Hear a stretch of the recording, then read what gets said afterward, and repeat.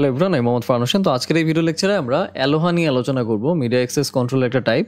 So অ্যালোহা হচ্ছে কয় প্রকার এখানে বলা আছে দেখেন, পিওর অ্যালোহা এবং হচ্ছে স্লটেড অ্যালোহা। তার মানে অ্যালোহা হচ্ছে দুই টাইপের, একটা হচ্ছে পিওর অ্যালোহা, একটা হচ্ছে স্লটেড অ্যালোহা। তো আজকের এই ভিডিও লেকচারে হচ্ছে আমরা পিওর অ্যালোহা নিয়ে আলোচনা করব। গত ভিডিও লেকচারে হচ্ছে আমি মিডিয়া অ্যাক্সেস কন্ট্রোল নিয়ে ডিটেলসে আলোচনা করেছি। যারা ভিডিও লেকচারটা দেখেনি তারা দেখে দিন, এখানে আসবেন।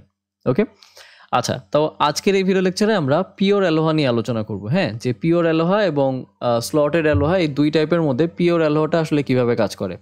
তো এখানে লেখা আছে দেখেন যে পিওর অ্যালোহা কিভাবে কাজ করে। Devices send data whenever they want.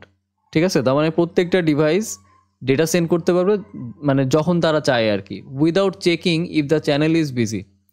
এবং কোনো চেকিং ছাড়াই যে নেটওয়ার্ক চ্যানেলটা বিজি আছে নাকি, মানে কোনো চেক ছাড়াই হচ্ছে ওরা ডেটাগুলোকে যখন তখন সেন্ড করতে পারবে প্রত্যেকটা ডিভাইস আর কি। ডিভাইস বলতে এখানে ধরেন সেন্ডার। ইফ এ কলুশন অকার, যদি কোনো কলুশন অকার হয়, দ্য সেন্ডার ওয়েট করবে একটা র্যান্ডম একটা র্যান্ডম টাইম পর্যন্ত এবং অ্যান্ড দেন রিট্রান্সমিট, এবং তারপরে আবার সে রিট্রান্সমিট করবে। হায়ার চান্স অফ কলুশন, এখানে সবচেয়ে বেশি চান্স থাকে কলুশন হওয়ার, because no checking is done before sending. এই যে কোনো ডেটা ফ্রেম সেন্ড করার আগে কোনো চেক হয় না, যার কারণে এখানে কলুশনের চান্সটা একটু বেশি।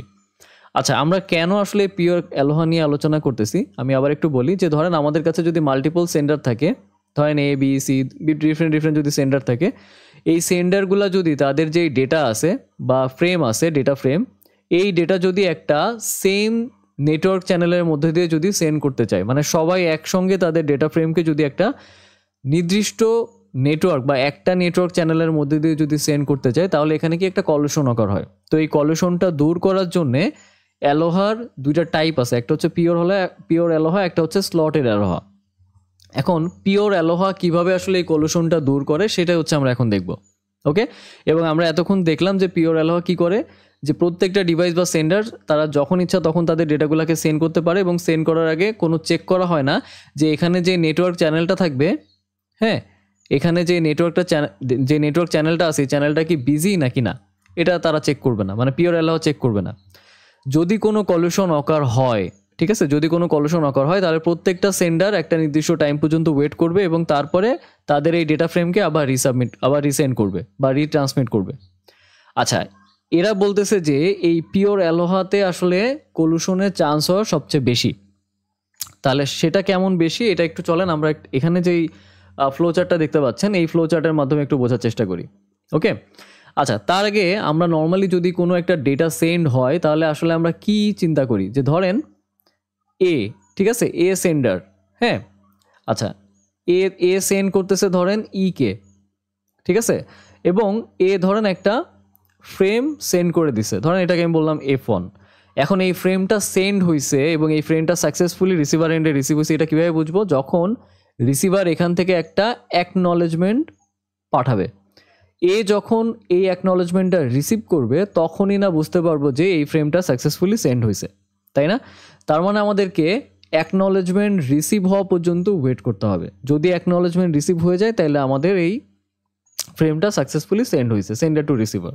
ওকে, সো এখানে এই যে ফ্লোচার্টটা দেখতে পাচ্ছেন, পিওর অ্যালোহা এখানে একটা ব্যাকঅফ টাইমের কনসেপ্টটা ইমপ্লিমেন্ট করছে, যে প্রত্যেকটা সেন্ডার যখন তাদের এই ফ্রেমগুলোকে সেন্ড করবে তখন একটা ব্যাকআপ টাইম, এখানে একটা ব্যাকআপ টাইম সেট করে দেওয়া হবে। কথার কথা, ধরেন এ সেন্ডার সেন্ড করতে যাচ্ছে ডেটা ফ্রেম সেন্ড করতে যাচ্ছে, তাহলে এর জন্য ধরেন একটা ব্যাকঅফ টাইম এটাকে ধরেন 50 সেকেন্ড, হ্যাঁ, 50 সেকেন্ডের একটা ব্যাকআপ টাইম এখানে সেট করে দেওয়া হলো। তাহলে শুরু হইলো, স্টার্টিংয়ে এই ব্যাকআপ টাইমটা থাকবে হচ্ছে 0। ওকে, একদম স্টার্টিংয়ে ধরেন এ সেন্ডার হচ্ছে তার ডেটা ফ্রেমকে সেন্ড করতে যাচ্ছে, একদম স্টার্টিংয়ে ওর ব্যাকআপ টাইম হচ্ছে 0। ওকে, এরপরে কি করলো, ফ্রেমটাকে সেন্ড করে দিল। ফ্রেমটাকে সেন্ড করে দেওয়ার পরে ও এখন অ্যাকনলেজমেন্টের জন্য ওয়েট করবে। এই যে এই স্টেজে হচ্ছে ও ওয়েট করতেছে। তো অ্যাকনলেজমেন্ট ওয়েট করার জন্য অবশ্যই এখানে একটা টাইম দেওয়া থাকবে, টি টাইম। সো এই টি টাইমের মধ্যে যদি ও অ্যাকনলেজমেন্ট রিসিভ করে ফেলে, ঠিক আছে, যদি সাকসেসফুলি অ্যাকনলেজমেন্ট রিসিভ করে ফেলে তাইলে তো মানে সাকসেস। দেখেন এখানে একটা ওয়েটিং, এই যে ওয়েট করতেছে কিসের জন্য, অ্যাকনলেজমেন্টের জন্য।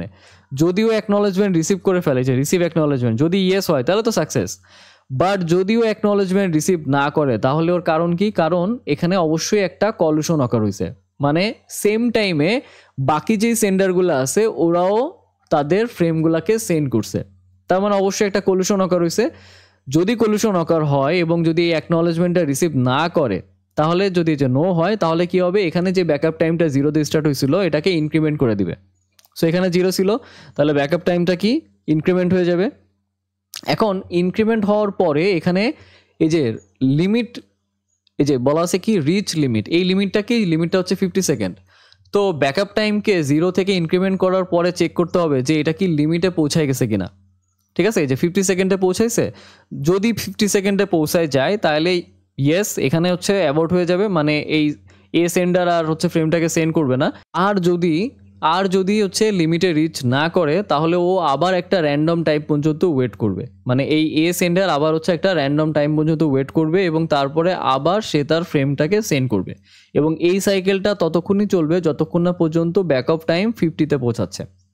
ঠিক আছে, এখন কথা হচ্ছে যে ধরেন পিওর অ্যালাউ তো অ্যালাউ করতেছে যে প্রত্যেকটা ডিভাইস বা সেন্ডার তাদের যখন ইচ্ছা তখন তাদের ডেটাগুলোকে সেন্ড করতে পারে এবং সেন্ড করার আগে এই নেটওয়ার্ক চ্যানেলটা কি বিজি আছে কিনা সেটা ওরা চেক করে না। যেহেতু চেক করে না সেই জন্য এখানে কলিশনের রেটটা অনেক বেশি, এবং যেহেতু এখানে কলিশনের রেটটা বেশি তার মানে এই পদ্ধতি ব্যবহার করে যে ইফিসিয়েন্সি রেটটা আছে সেটা হচ্ছে অনলি 18%। সো পিওর অ্যালোহা ইউজ করে হ্যাঁ এই কলিশন যে আমরা রিমুভ করতে যাচ্ছি এটার যে ইফিসিয়েন্সি সেটা হচ্ছে অনলি 18%। তার মানে এখানে ফুললি কলিশন আসলে কখনোই রিমুভ হবে না। ওকে, সো এটা ছিল হচ্ছে পিওর অ্যালোহার কনসেপ্ট। এখন দেখি যে নেক্সট যে কনসেপ্টটা আছে স্লটেড অ্যালোহা, এখানে গিয়ে আমরা কিছু সুবিধা পাই কিনা, যেটা পিওর অ্যালোহাতে হচ্ছে না, তাই না? সো নেক্সট ভিডিও লেকচারে হচ্ছে আমরা স্লটেড অ্যালোহা নিয়ে আলোচনা করব। তো আশা করি আপনারা সবাই ভিডিও লেকচারটা বুঝেছেন। এরপর যদি আপনাদের কোনো প্রবলেম থেকে থাকে আপনারা আমাকে মেল করতে পারেন, আমি অবশ্যই মেল ব্যাক করার চেষ্টা করব। ধন্যবাদ সবাইকে।